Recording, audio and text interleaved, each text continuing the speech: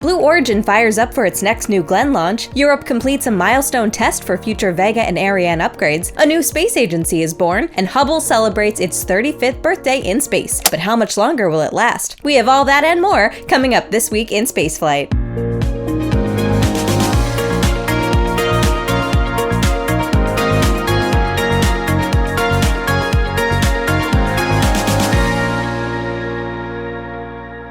The venerable Hubble Space Telescope celebrated its 35th birthday this week, or more accurately, its 35th year in orbit. Nearly 3.5 decades after it took its first image, it's still one of the world's most important observatories, but it's also starting to show its age. So how long will this powerhouse of astronomy last? Well, more about that in a bit. But first, let's take a look at what this telescope has achieved over the last 35 years. Hubble was launched by Space Shuttle Discovery on the STS-31 mission, lifting off from Kennedy Space Center on April 24, 1990. While the launch and deployment went mostly to plan, not everything was smooth sailing. As Hubble sent down its first images, it quickly became clear that the telescope had a massive optical defect, resulting in a blurry picture. Although technically, the defect wasn't massive, but rather microscopic. The outer edge of the mirror was too flat by 2.2 micrometers, or a fifth of the thickness of a human hair. But the result of this tiny difference was very noticeable. Fortunately, Hubble was designed to be serviced by the space shuttle on future missions, so the very first of these in 1993 focused on installing corrective optics. With those installed, Hubble could finally observe the universe in glorious detail. And observe the universe it did. It made nearly 1.7 million observations to date of 55,000 targets throughout the universe. Among these are some of the most iconic images of stars, planets, galaxies, and nebulae. And they're not just pretty pictures. As of February, astronomers have written 22,000 scientific papers about Hubble's discoveries. NASA and ESA released 4 images to celebrate Hubble's 35th anniversary, and they represent the breadth of Hubble's work. The first image shows our planetary neighbor, Mars. Hubble doesn't just see visible light, but also infrared and ultraviolet. Thin clouds of water ice light up in ultraviolet light and are clearly visible in these pictures. The second image shows a planetary nebula 4,500 light-years away. This cosmic spectacle is the result of a star expelling its outer layers at the end of its life. What's left is a colorful cloud of glowing gases with a white dwarf star at the center. Then there's the Rosetta Nebula, or rather a small fraction of it. It's a gigantic star-forming region 100 light-years across, but the section in Hubble's picture spans only 4 light-years. And finally, there's the spectacular image of a galaxy 225 million light-years away. Now, 35 years into its mission, Hubble is still going strong. Scientists are requesting 6 times more observation time on Hubble than is actually available, so it definitely won't be out of a job anytime soon. But throughout its life, Hubble has been serviced 5 times. Each mission brought new hardware and other upgrades, improving the telescope's capabilities. The last of these missions was nearly 16 years ago in 2009, and Hubble has been on its own ever since, so it's starting to show its age. Last year, NASA disabled the 4th of Hubble's 6 gyroscopes. These instruments are important for pointing the telescope precisely at its targets, but one of the remaining 3 was causing trouble. So, NASA decided to change the way that Hubble operates so it could do with only one of them. Now, unfortunately, this method is slower and limits the time at which some targets can be observed. It also means that Hubble can no longer track moving objects closer than Mars. This all means that scientists now have 12% less observation time. But with these changes, NASA expects to be able to operate Hubble until its re-entry. And yes, Hubble is gradually coming back to Earth. It's being slowed down by traces of atmosphere up there, and that's enough to pull it back to Earth by the mid-2030s. So why don't we just launch another servicing mission? Well, Jared Isaacman offered one to NASA as part of the Polaris program, but NASA declined.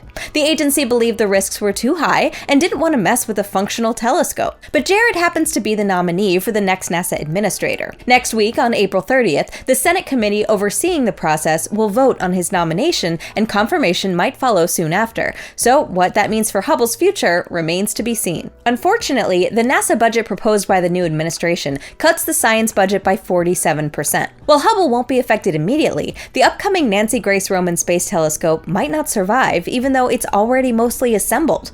There might simply not be any money to service Hubble again, even if Jared wants to do it. Whatever happens, Hubble will keep chugging along for a while longer, and in that time, it'll add many more discoveries to its already very impressive record.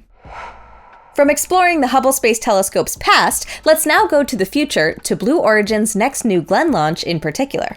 After the success of the maiden flight of New Glenn in January, the company's been preparing for the next flight of this rocket, producing the next first and second stages, and going through all of the pre-launch testing. This week, Blue Origin hit a major milestone on the road to New Glenn's next launch by performing a static fire test of the second stage slated to fly on that mission. The two BE-3U engines fired up for 15 seconds at Launch Complex 36 in Florida, giving engineers confidence in the readiness of the stage ahead of launch. According to CEO Dave Limp, the BE-3U engines on this upcoming flight have been upgraded in thrust from 173,000 pounds of force each to 175,000 pounds of force. That's from 770 kilonewtons to 778 kilonewtons. If all goes like the first flight, next up, the second stage should be rolled back to the horizontal integration facility at Launch Complex 36 and be prepared for flight. These preparations include the installation of the vacuum nozzle extensions for the two BE-3U engines, which weren't installed for the firing. While that work is happening, Blue will also roll out its next booster from the factory all the way to the pad for combined stack testing. This is where both booster and second stage will get fueled as if it were a launch, and the first stage will fire up its 7 BE-4 engines to verify their performance ahead of flight. There are two big questions for the next launch. The first is what will be the timeline for Blue Origin to get that next booster ready for flight. As of a few weeks ago, the company is still claiming a late spring target for New Glenn's second flight, but as with everything in spaceflight, things could still move to the right. The other big question is what will be launched on that second flight of New Glenn. Blue could choose to send another Blue Ring Pathfinder mission, or any other sort of test payload, or just wait for a customer to be ready to fly on it. That last option, though, would only be possible right now with NASA's Escapade mission, which, as far as we know, is the only one that's been ready and waiting for New Glenn to be ready. But in that case, there's also the consideration of planetary windows, since it's a mission that'll be headed to Mars. So, as said before, it's not clear whether this will even be New Glenn's next payload, or if it'll fly on a later launch. Either way, we'll be keeping a close eye on Blue Origin's activities to see how things take shape in the coming weeks. When do you think New Glenn may launch next? Let us know in the comments down below. And if you want to follow along, tune in to future episodes and subscribe to our channel to make sure that you won't miss any updates. We recently released a Space Coast flyover episode covering a lot about what Blue has been cooking up at the Kennedy Space Center, so be sure to give it a watch and learn more about it. Down south at the Guiana Space Center, another rocket fired up just minutes from the New Glenn second stage event. However, this one was a solid rocket motor, the P160C motor that's going to be used on future versions of Vega and Ariane rockets. This hot fire test of the new booster was jointly conducted by Ariane Group and Avio at the Solid Propellant Booster Test Stand located in French Guiana. The P160C motor is an upgraded and stretched version of the P120C motor currently flying as the first stage of the Vega C and as the solid rocket booster of the Ariane 6. The upgraded P160C motor is stretched by about 1 meter, giving it an extra 14 metric tons of solid propellant capacity and a slight boost in thrust. This means that once fully qualified, both Vega and Ariane 6 could get a boost in performance by just using this new motor instead of the P120C. For Vega, this upgraded motor will fly as the first stage of the future Vega E, which will also see its third and fourth stages replaced by a methane-fueled upper stage powered by Avio's M10 engine. With those upgrades, Avio hopes to boost Vega's performance up to 3 metric tons to low Earth orbit, with a debut planned for no earlier than 2027. As for Ariane 6, Ariane Group plans to introduce the new P160C motor on the Ariane 6 Block 2 version of the rocket, which should be debuting next year. This and other upgrades will be combined to boost the rocket's performance enough to start launching Amazon's Kuiper satellites into low Earth orbit. Part of the future upgrades planned for Ariane 6 also include an all-composite and lightweight upper stage, as well as liquid-fueled reusable boosters that would replace the P160C motors. But whether we'll get to see any of those, well, only time will tell. Now we'll take a look at some other stories across space, starting with NASA's Dragonfly mission. This week, the mission passed its critical design review, clearing the way for the start of construction of the nuclear-powered rotorcraft. Dragonfly, set to launch in 2028 on board a SpaceX Falcon Heavy rocket, will be sent to Titan, the largest moon of Saturn, to explore the icy methane world in detail from both the ground and from the air. After many years of struggles with the spacecraft's design and budget allocations, Dragonfly now moves one step closer to launch with this milestone. However, that doesn't mean that this mission is going to be free from any struggles just yet. Spacecraft issues may still crop up as it's built and tested prior to launch, and the changes being proposed by the new administration could bring back even more budget headaches. So, while this is great news for the mission, we space fans will have to hold our breaths for just a few more years.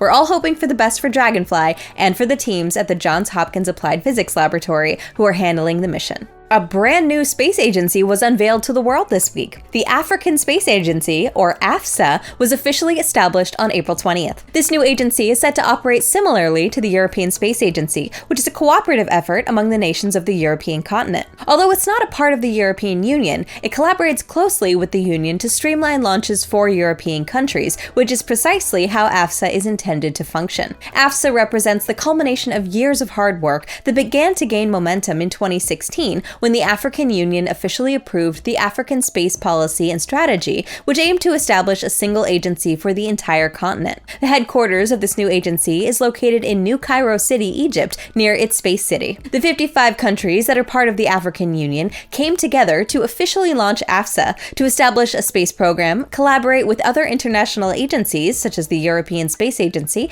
and to promote the peaceful exploration of space from Africa. Rocket Lab's Electron isn't just a satellite launcher. The company's also offering Electron launches out of Wallops for suborbital hypersonic experiments by the Department of Defense, and 3 of these missions have already been flown. This month, another contract for a HASTE mission was signed, this time for the Mach-TB 2.0 second-generation hypersonic technology testbed. Earlier this year, Rocket Lab was selected as a subcontractor in a consortium led by Kratos for the Mach-TB 2.0 program. HASTE has already flown 3 out of the planned 5 tests for the first-generation Mach-TB testbed by its contractor, Leidos. The HASTE rocket, based on the Electron, has a modified kick stage and can launch up to 700 kilograms on a suborbital trajectory. The rocket allows tests at speeds of up to 7.5 kilometers per second, enabling air-breathing, gliding, ballistic payloads, and atmospheric re-entry testing. The first Mach-TB 2.0 flight is scheduled for no earlier than the first quarter of 2026. Besides the Mach-TB and Mach-TB 2.0 programs, HASTE is also scheduled to fly a scramjet-powered vehicle at hypersonic speed and is eligible to fly missions for the U.S. Air Force to develop new capabilities. HASTE is also eligible to fly missions for the United Kingdom's Ministry of Defense. The United States Air Force Research Laboratory has contracted Firefly to develop ceramic matrix composite nozzle extensions for liquid rocket engines. This nozzle extension aims to improve the rocket's mass load and reduce production costs compared to traditional metal nozzle extensions. This could lower costs for companies using the material and enable heavier payloads to be launched further into space. Firefly has extensive experience with composite materials from AlpHa and extensive knowledge of engines from working on Reaver and Lightning. This expertise will enable Firefly to test the ceramic matrix composite material with real engines in the industry, determining if it's a viable option for future production within the Air Force and commercial sectors. The nozzle extensions are used on rocket second stages to enable more efficient thrust in the vacuum of space. Firefly's Lightning engine already utilizes a metal extension, and the company's Vera engine is in production for the future MLV, or medium launch vehicle, that Firefly's been developing. If this material proves successful in terms of mass and cost savings, it wouldn't be surprising to see its application in Firefly's next generation MLV rocket. China has announced a new mission to study the sun. Xihe-2, named after the Chinese solar deity, is the second in a series of Chinese spacecraft to study our nearest star and is scheduled to launch by 2027, flying to the never-before-used L5 Lagrange point. A Lagrange point is a point in space where the gravity of Earth and the Sun roughly balance each other out, allowing a spacecraft to stay at that point with minimal need for orbital corrections or fuel. There are 5 points like this, and the L5 point, because of its position, has been proposed for space colonies and Trojan asteroids co-orbiting Earth, but no spacecraft has ever visited it until now. Xihe-2 will have a side view of the Sun, impossible from Earth. The spacecraft can track solar weather before it's visible from our planet, and can also observe solar wind interactions with the Earth's magnetic field and atmosphere. The first Xihe spacecraft was launched into sun-synchronous orbit in 2021,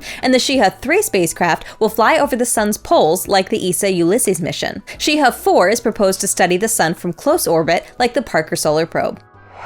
Now let's take a look at the space traffic of the week and see what's coming up next week in spaceflight. Starting off the week on April 18th, a Chang'e 6A launched from China. Lifting off from a foggy Taiyuan Satellite Launch Center at 22:51 UTC, the rocket carried 6 satellites into a sun-synchronous orbit. According to official sources, the purpose of these satellites is to monitor the space environment and to perform related testing. And that's pretty much all we know about the payloads. Next up, a spaceship departed from the International Space Station. On April 19th at 21:57 Universal Time, the Soyuz MS-26 spacecraft undocked from the Rosviet module on the Russian side of the space station. On board were Russian cosmonauts Alexei Ovchinin and Ivan Wagner, alongside NASA astronaut Don Pettit.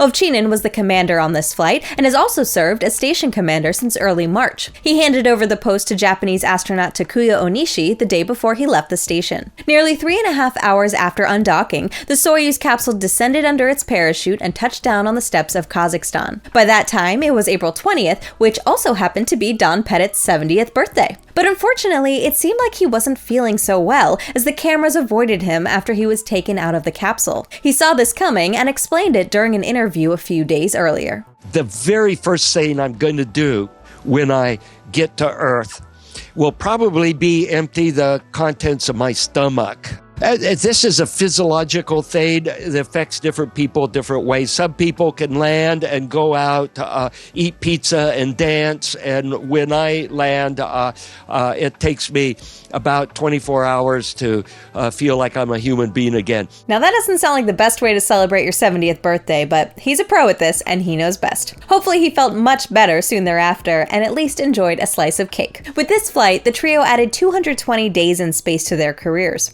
Pettit completed his 4th space flight, logging a total of 590 days in orbit, and if you count the aborted Soyuz MS-10 mission in 2018, this was also the 4th flight of Ovchinin, who has now spent 595 days in space. Meanwhile, Wagner completed his 2nd flight, totaling 416 days in orbit. India's SpaceX satellite successfully docked in space again? To clarify, the satellites docked successfully in January, completing India's very first docking in orbit, but this week they did it again. The 2 satellites of the Space Docking Experiment, or SpaceX, were launched at the end of last year to test the technology needed for rendezvous and docking. The mission completed its first successful docking a few weeks later, checking off a very important milestone for India's Gaganyaan human spaceflight program and the upcoming Chandrayaan-4 lunar sample return mission. Both programs require these capabilities. But docking was just the first part of the mission. On March 13th, the 2 satellites undocked and went their own separate ways. Now this might seem trivial, but ISRO thoroughly simulated and tested everything on the ground to make sure that they would end up with 2 healthy spacecraft afterwards. Then, on April 20th, the spacecraft docked again. This time they did it fully automated without the manual hold point at 3 meters that was used during the first docking back in January. The next day, the satellites performed a power transfer experiment while docked. They were supposed to test power transfer during the first docking, but that didn't happen as ISRO suspected a small misalignment of the power transfer ports. On this second attempt, ISRO got to implement a few lessons learned during the first attempt, and it worked. Electricity was transferred between the satellites for 4 minutes, and with that, ISRO managed to complete an important milestone in the SpaceX mission. Now, it's likely that the 2 spacecraft will separate again, as ISRO plans for the satellites to operate their payloads for up to 2 years after the docking experiment is completed. The first Falcon 9 of the week lifted off from California on April 20th at 12:29 UTC. The payload on this mission was the 10th batch of spy satellites for the U.S. National Reconnaissance Office's Proliferated Architecture, also known as Starshield. This was also the first mission under the National Security Space Launch Phase 3 Lane 1 contract awarded in October of last year. The mission was flown by booster B-1082 on its 12th flight. It successfully landed on the deck of SpaceX's drone ship Of Course I Still Love You, ready to be prepared for its next mission. Later that day, NASA's Lucy spacecraft flew by asteroid Donaldjohanson.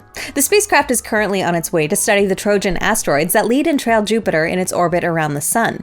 The mission was named after the famous fossilized remains of an early pre-human ancestor found in Ethiopia in 1974.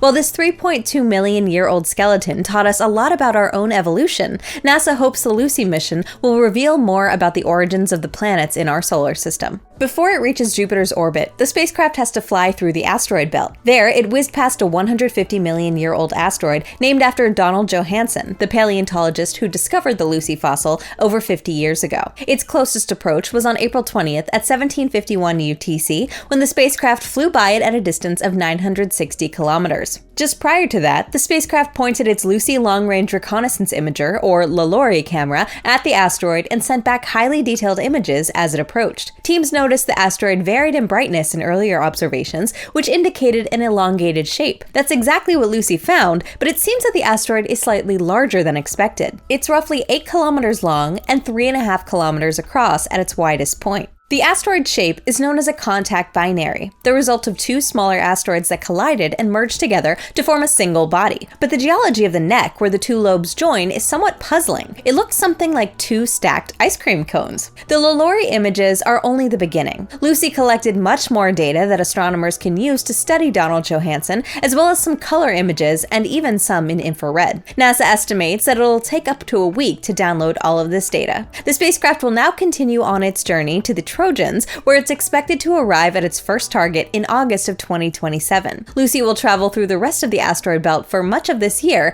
but it's not expected to encounter another asteroid there. As it turns out, the asteroid belt is mostly empty space and much sparser than you might imagine. Back on Earth, a Falcon 9 took to the skies from the Kennedy Space Center on April 21st to send the CRS-32 resupply mission to the International Space Station. The rocket lifted off at 8:15 Universal Time to send the Dragon capsule on its way to the ISS. SpaceX used booster B1092 for this mission, which ended its third flight by successfully touching down on landing zone 1. The Dragon flying this mission is C209, which is visiting the station for its 5th time. On this mission, it's outfitted with a set of upgraded drogue parachutes that feature stronger joints and ribbons. According to SpaceX, there's nothing wrong with the previous design, but the company saw an opportunity to improve the parachutes, so it did. Dragon arrived at the ISS the next day, docking at the Zenith, or space-facing port of the Harmony module, and as usual, the delivery included new science payloads as well as food and supplies for the crew. More than 3,000 kilograms of it, in fact. But NASA had to adjust the cargo load for this mission, following the cancellation of the NG-22 cargo mission. If you remember from a few weeks ago,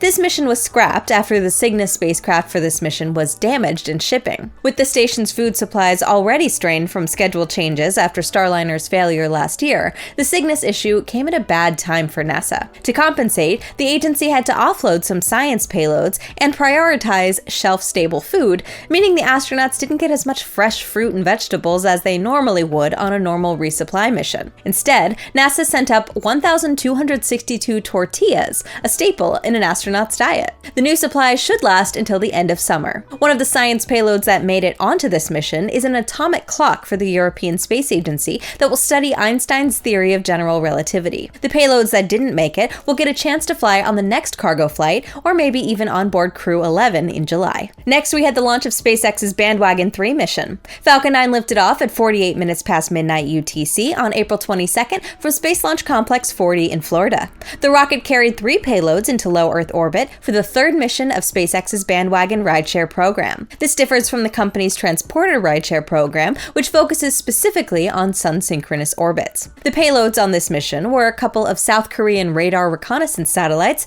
a weather satellite built by Tomorrow.io, and an experimental re-entry capsule called Phoenix for the German company Atmos. Phoenix features an inflatable heat shield, and it seems like it worked. Unfortunately, last-minute changes to the mission's trajectory meant that Atmos wasn't able to track Phoenix through the final stages of descent and recover the capsule after splashdown. But they declared the mission a success based on the data that they did get. Bandwagon 3 was launched by booster B1090, which flew for a third time. It landed successfully on landing zone 2, right beside the booster from CRS-32, which had touched down on LZ-1 just hours before. It's not often that we get to see back-to-back landings at the Cape. We also had a crew launch from China this week. On April 24th, the Shenzhou 20 mission lifted off from the Zhoushuan Satellite Launch Center, carrying a crew of 3 up to China's Tiangong space station. The commander of this mission is Chen Dong, a former Chinese Air Force pilot born in 1978. Dong is flying for the third time, previously flying on Shenzhou 11 and 14,